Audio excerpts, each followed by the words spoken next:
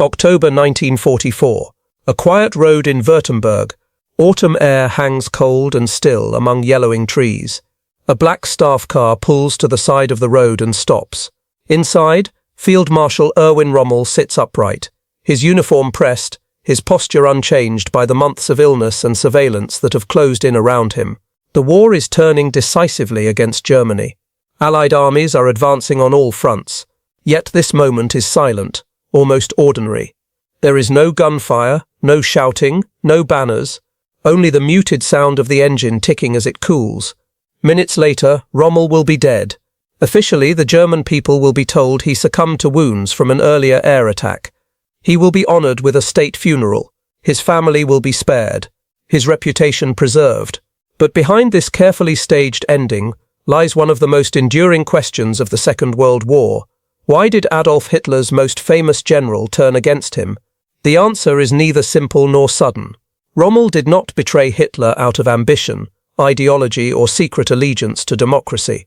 He did not begin the war as a conspirator. For years he was one of Hitler's most admired commanders, promoted rapidly, praised publicly, and trusted personally. Rommel believed in Germany, in duty, and initially, in the man who led it. What changed was not loyalty in the abstract, but reality itself. To understand why Rommel broke with Hitler, one must return to the beginning, not to the end. In 1940, Rommel stood at the height of his rise. During the invasion of France, he commanded the 7th Panzer Division with a speed and aggressiveness that stunned both enemy and ally. His units advanced so rapidly that they were often out of contact with German high command. It earned him a nickname, the Ghost Division. Hitler noticed. Promotions followed. Trust deepened. Rommel's early experiences reinforced a belief that decisive leadership, initiative, and mobility could overcome superior numbers. War, as he understood it then, was a contest of skill and will. He saw no contradiction between professional soldiering and service to the regime. Politics were distant. Orders were clear. Victories came quickly. North Africa would change everything. When Rommel was sent to Libya in early 1941, he expected a limited mission: stabilize Italian defences against the British. Instead, he found himself commanding an improvised force in one of the most unforgiving environments on Earth. The desert stripped war down to essentials. Supply, fuel, and logistics mattered more than rhetoric. Every shell, every ration, every drop of water counted. Here, Rommel first encountered the limits of German power. Despite his tactical brilliance, Rommel was chronically undersupplied. Requests for fuel, spare parts, and reinforcements were delayed or denied. Promises from Berlin failed to materialize. Strategic decisions were made without regard for conditions on the ground. Again and again, Rommel warned that offensives could not be sustained. Again and again, he was ordered forward. This tension revealed a growing divide between battlefield reality and ideological command. Rommel remained loyal, but he was no longer naive. He saw soldiers suffer for objectives that had little strategic value. He saw victories wasted through neglect, and increasingly, he saw that Hitler's interference, his refusal to allow withdrawals, his obsession with holding ground at all costs, was turning defeat into catastrophe. The desert also exposed Rommel to a different kind of enemy. British and later American forces demonstrated a style of warfare rooted in material superiority.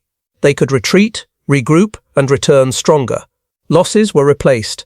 Equipment flowed steadily. This was not a war Germany could win through brilliance alone. By 1943, after the defeat in North Africa, Rommel's confidence in Hitler's leadership was deeply shaken. He was recalled to Europe, physically exhausted and increasingly outspoken, yet he remained within the system. He still believed in duty.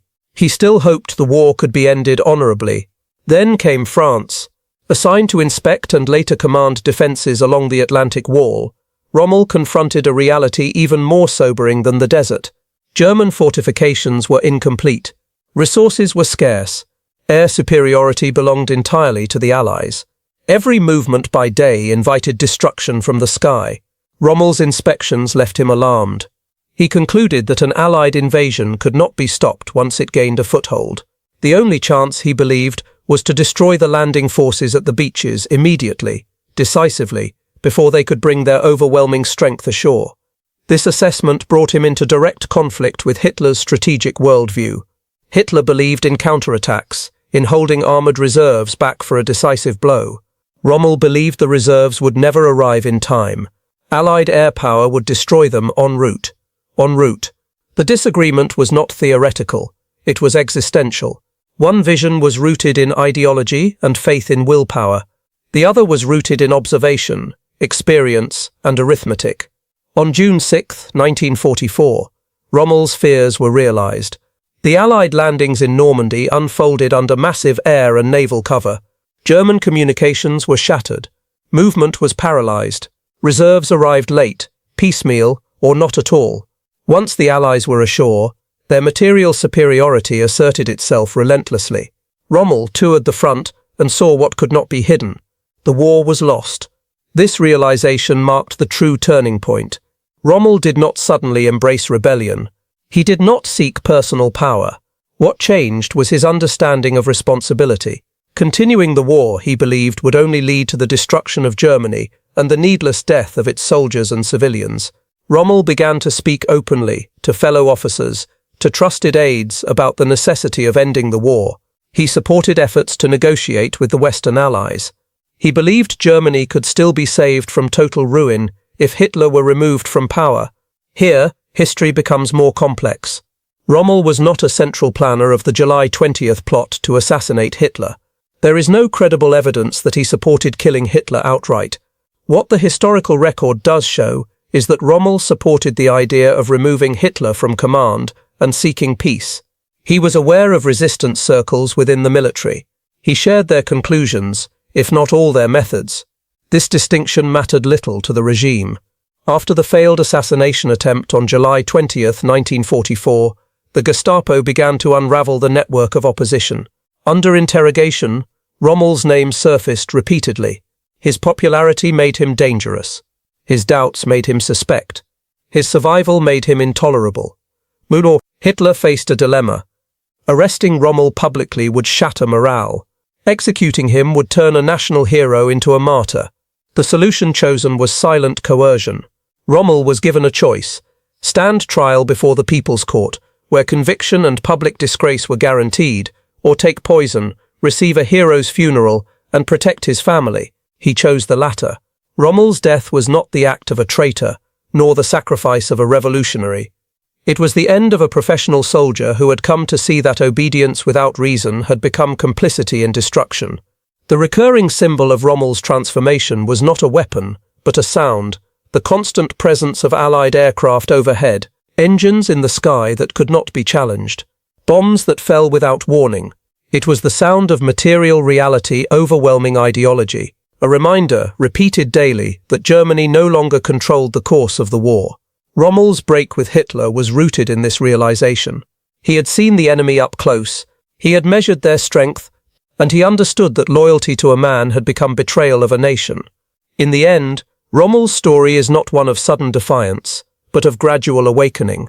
A commander shaped by success, humbled by logistics, and ultimately confronted by the consequences of unquestioned authority. His death marked the quiet collapse of a myth that brilliance and will alone could defy reality.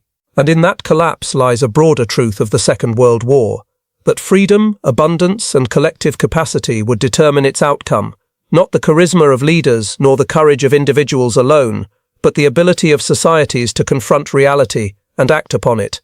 Rommel learned this too late to change history, but not too late to change himself. The transformation that overtook Rommel in the final year of his life did not occur in isolation. It unfolded within a Germany that was collapsing inward, where the language of victory had become detached from the facts of the battlefield. Orders issued from Berlin no longer reflected conditions at the front.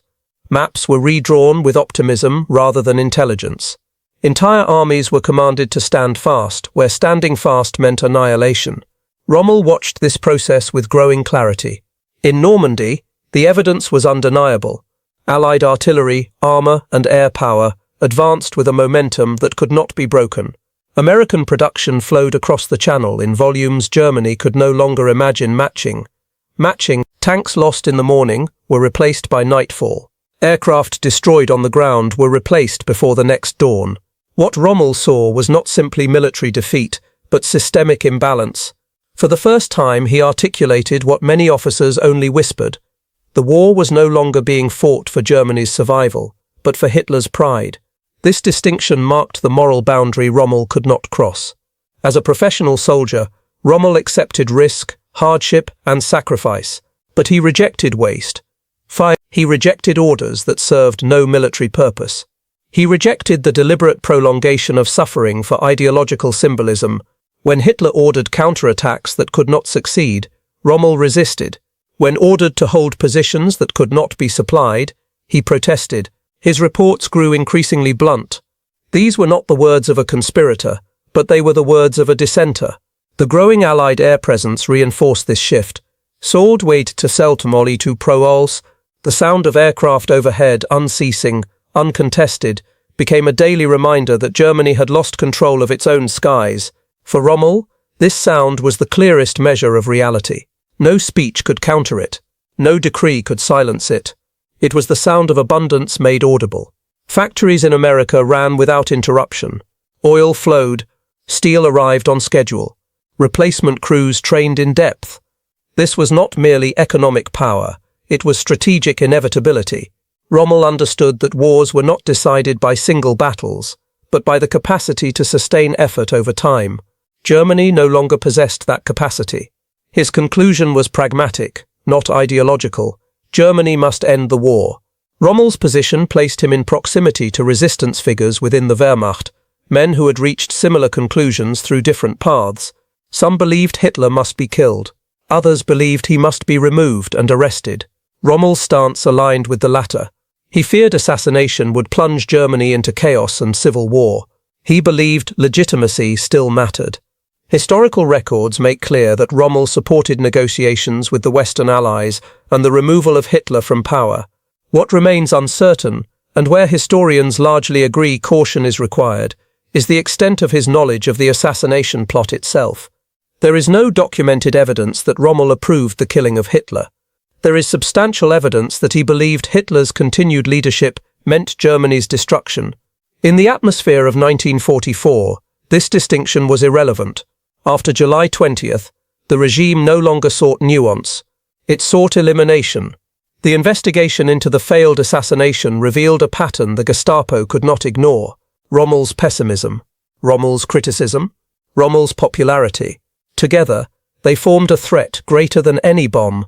A living Rommel who opposed Hitler represented an alternative authority, one rooted not in ideology, but in competence and trust. For Hitler, this was intolerable. The decision to eliminate Rommel was calculated and surgical. There would be no trial, no spectacle. The myth of the loyal field marshal would be preserved for public consumption. The truth would be buried with him. On that October day in 1944, the choice presented to Rommel was final and cruel. Death in silence, or disgrace in public.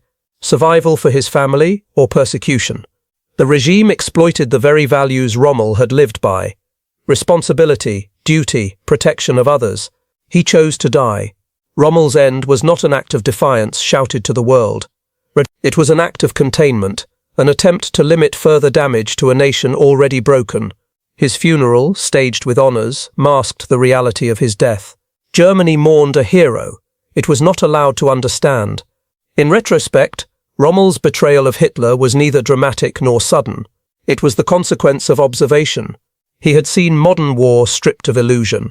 He had measured ideology against logistics, speeches against supply, orders against physics, and he chose reality.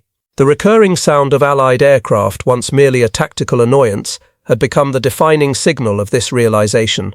It marked the transition from belief to acceptance, from loyalty to responsibility, from obedience to conscience. Rommel's story endures not because he was flawless, but because he changed. He began the war as a favored general of a totalitarian regime. He ended it as a man who understood that blind loyalty can become moral failure. The larger truth his life reveals is uncomfortable and enduring. Authoritarian systems demand obedience even when reality contradicts command. Democracies, for all their chaos, reward adaptation, debate, and production. In the Second World War, it was not genius alone that prevailed, but societies capable of correcting themselves. Rommel learned this in the desert, in France, and beneath skies he could no longer control. His break with Hitler was not an act of treason against Germany, but a recognition that Germany's salvation could not come from the man who had led it into ruin. History would move on without him. The war would end without negotiation. The destruction he feared would arrive. But Rommel's final decision stands as a quiet testament to a truth larger than any battlefield, that allegiance to reality is the first step toward freedom, and that no nation can survive when loyalty is demanded at the expense of